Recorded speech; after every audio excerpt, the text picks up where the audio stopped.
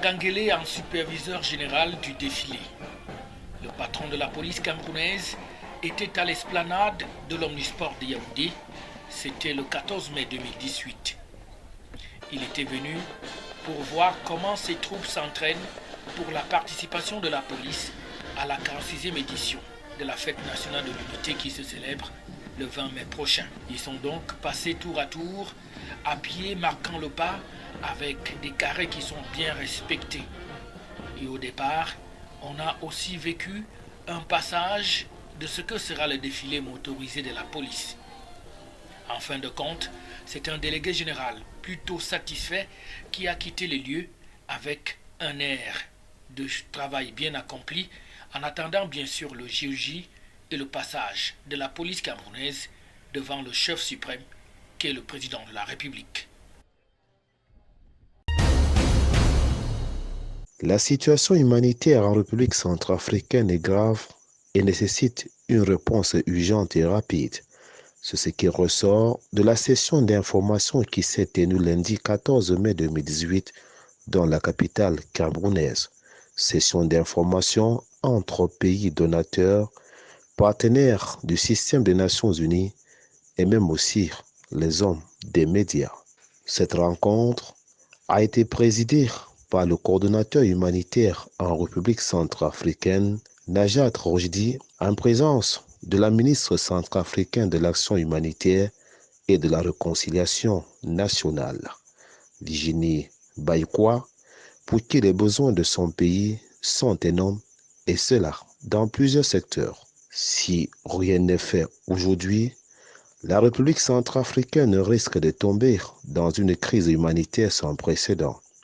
La violence déployée par les groupes armés continuera à pousser un nombre croissant de civils à se réfugier dans les lieux de plus en plus reculés, de plus en plus inaccessibles aux humanitaires, selon le coordinateur humanitaire en République centrafricaine, qui a également reconnu que les fonds apportés en 2017, bien que largement en dessous des attentes, a permis tout de même de sauver de nombreuses vies, de jeter les bases de l'espoir d'un futur prometteur pour ce pays.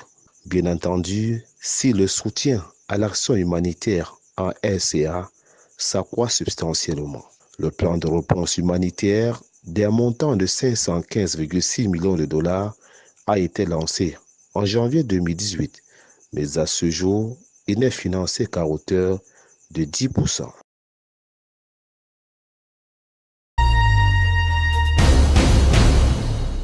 Crise anglophone dans les régions du sud-ouest et du nord-ouest, la paix viendra peut-être de l'Église, précisément de l'Église catholique orthodoxe Antioche, Cameroun, dont l'évêque a donné un point de presse le dimanche pour faire la proposition de l'Église. Nous invitons donc tous les acteurs de la crise à opter pour un cessez-le-feu. Nous voulons un cessez-le-feu immédiat pour permettre au président de la République de signer cet accord et que les 10 évêques qui lui ont été présentés descendent dans les zones, visiter tout le monde, rencontrer tout le monde, établir un cadre de dialogue propice à la paix. Selon l'homme de Dieu, la paix viendra d'abord du cessez-le-feu qui doit venir des belligérants sur le terrain pour permettre la descente d'une délégation des 10 évêques, d'après le communiqué qui a été signé à cet effet et adressé au président de la République. Voilà le message que nous allons adresser à tous les Camerounais, qu'ils soient francophones ou anglophones, nous voulons la paix. Et il est tout à fait vrai que les demandes, les exigences des communautés dans les zones anglophones sont vraies.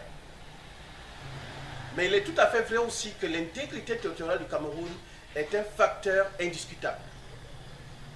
Il faudrait donc que les uns et les autres prennent en compte ces valeurs.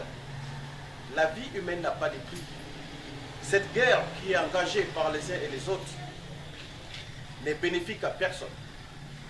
Il est donc important que nous nous asseyions sur une même table.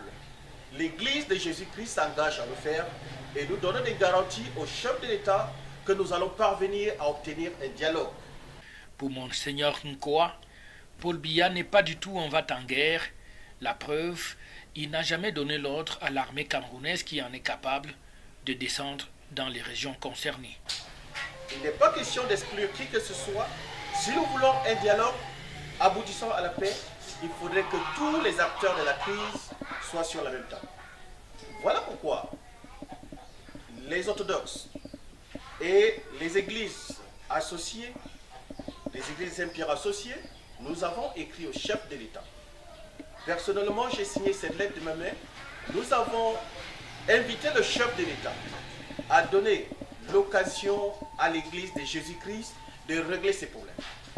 Nous sommes conscients que le président de la République, Paul Biya, a pris déjà toutes les mesures pour pouvoir régler cette crise, sauf une mesure militaire. Parce qu'il faut dire les choses vraies.